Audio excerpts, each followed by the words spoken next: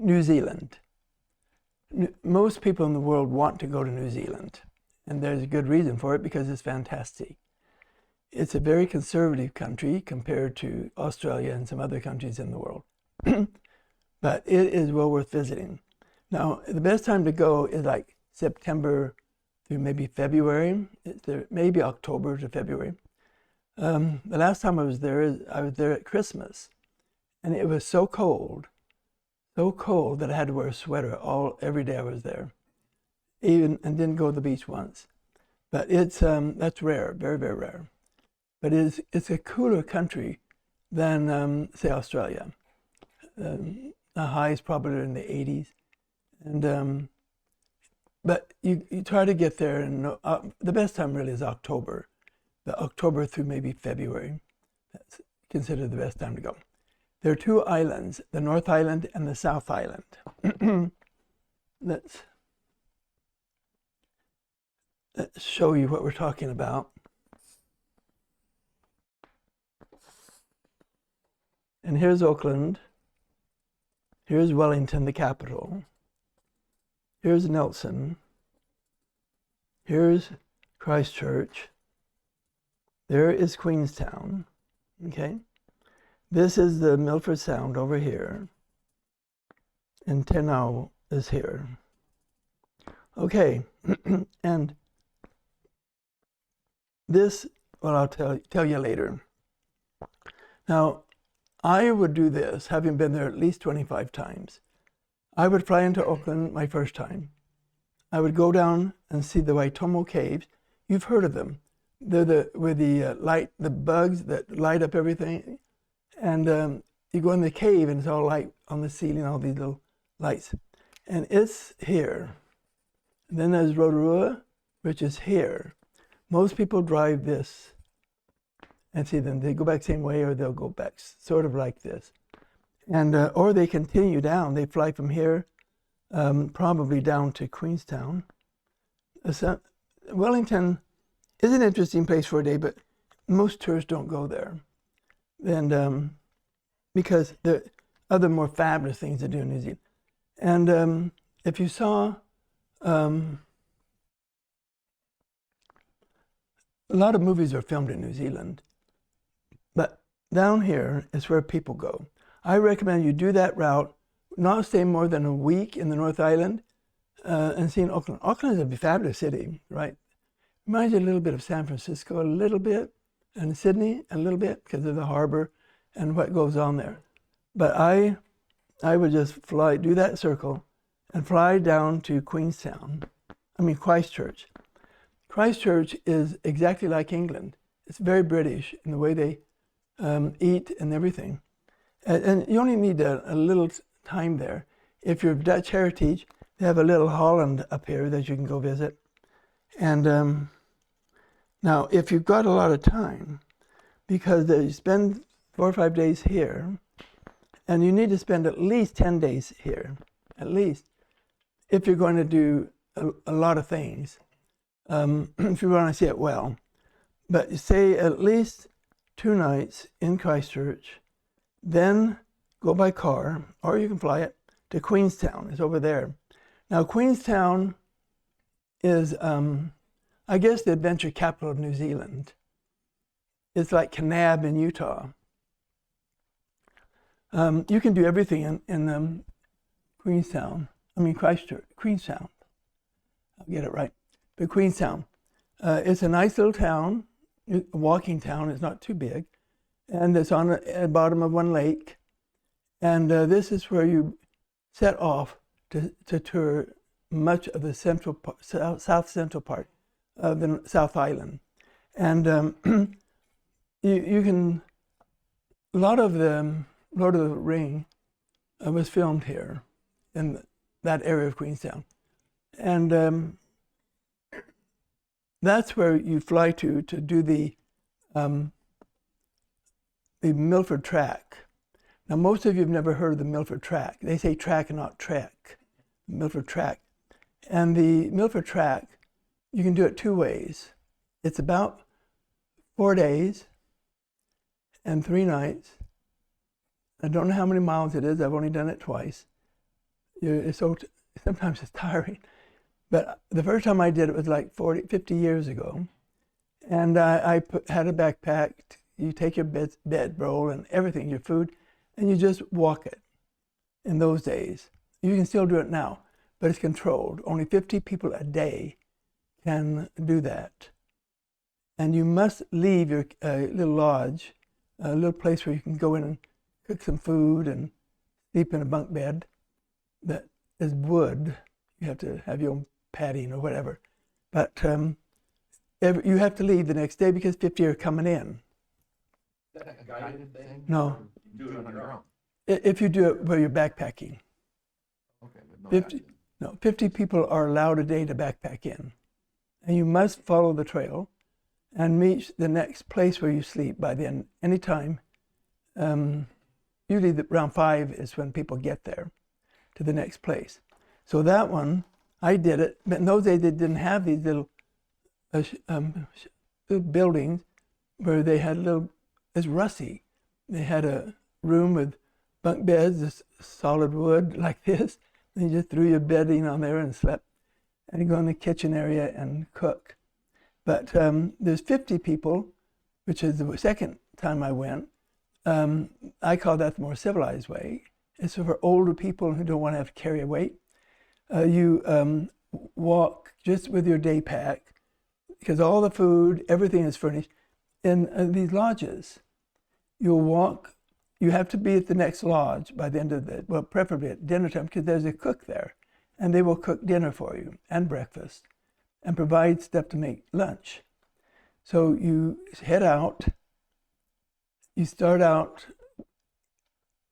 at the first lodge, because it takes that long to take the bus from Queenstown over roundabout, and you end up at your little lodge on a lake. Well, you end up on a lake, and then you cross the lake on a boat, then you walk a couple of 100 yards, and there's your first lodge.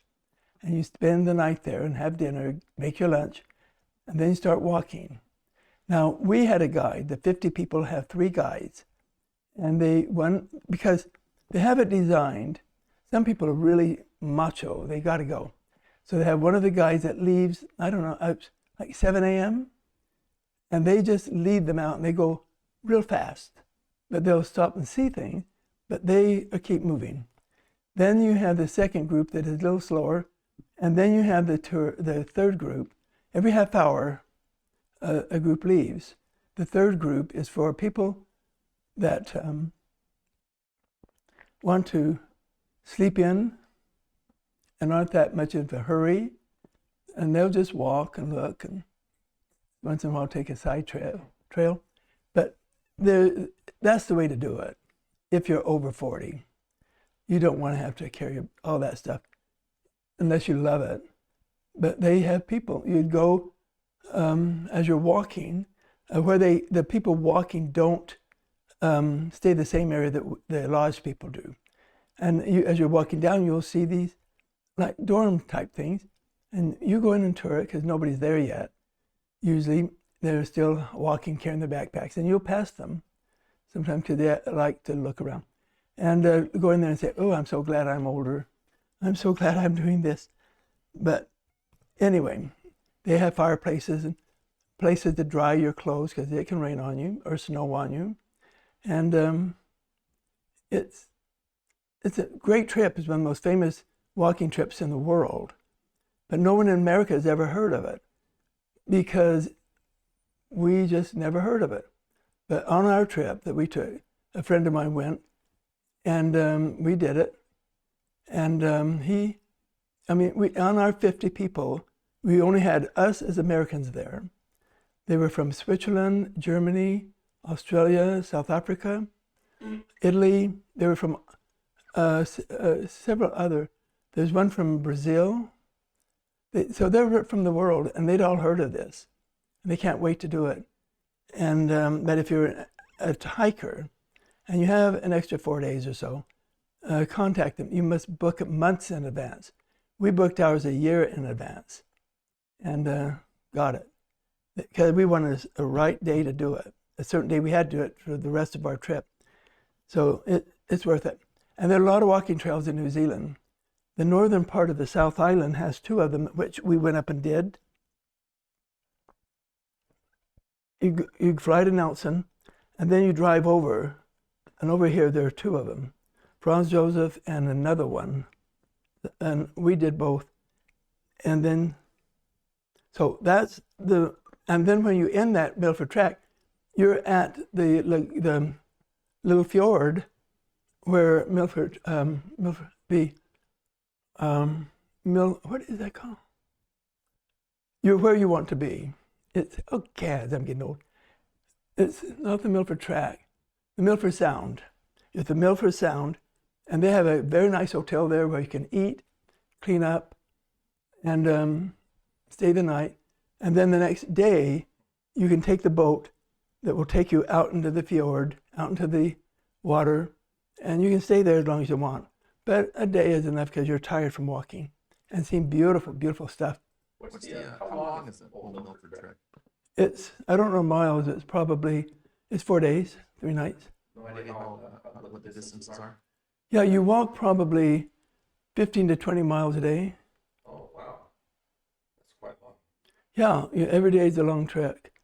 But you don't, it doesn't seem that long because you stop, have lunch, your own little lunch that you made, and you just keep walking and look at things. So it doesn't seem like a long day, but all of a sudden it's 4 o'clock. And then you pull into the lodge where you're going to sleep and dry your clothes and get some new stuff on and head off to have dinner. But most of the time, as I said, I wouldn't stay more than about 5 days in the North Island, but at least 10 days in the South Island. Because even if you don't do a trek, but you really should if you're healthy and can do it, you should.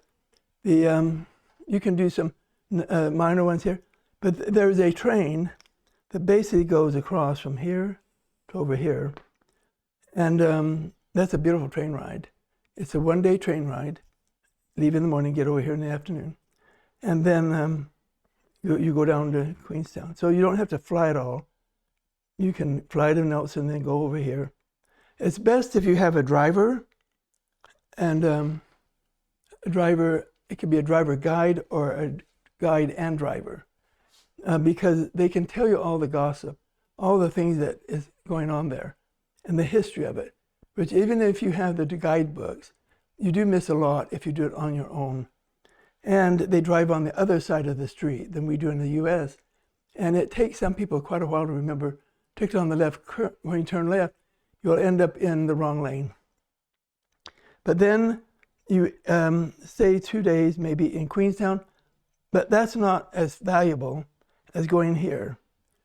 Most people stay at least 1 or 2 nights in Queenstown, but that's, you go out there, you go hiking, you go kayaking from there, river rafting. I mean, there is so much you do from here. You can do 4 or 5 days some here and up there, all over the place. Then you can go down to Dunedin if you want, and Invercargill. You can go down and see penguins if you want. There's a lot of things. One of my best friends, he wanted to go to New Zealand, and I contacted this guy, and he, down there, has a fabulous company. He booked him a bicycle. He wanted bicycling and walking trips of the South Island of New Zealand. And he stayed about 2.5 weeks, cycling all over and hiking in some of the places. So you can do anything you want. It's an amazing place, amazing. And so if you're going to do both islands, you have to stay at least 11 days, even if you're not going to do anything physical. So there are a whole bunch of other areas there. I mean, you can stay 2 months. I've been there about 25 times, and each time I've done something different. And so you never really run out in New Zealand. How long do you typically stay during each of those visits? Yes, how long do I typically stay? I don't have a right answer. I've been sometimes I'll stay maybe 3 days, because there's one thing I want to do, as I'm going to Australia. Or there's I've stayed a month before. Yeah. So it just depends on what you're doing. But the longest is 1 month and the shortest about 3 days. Yep. Now we'll go to Niue.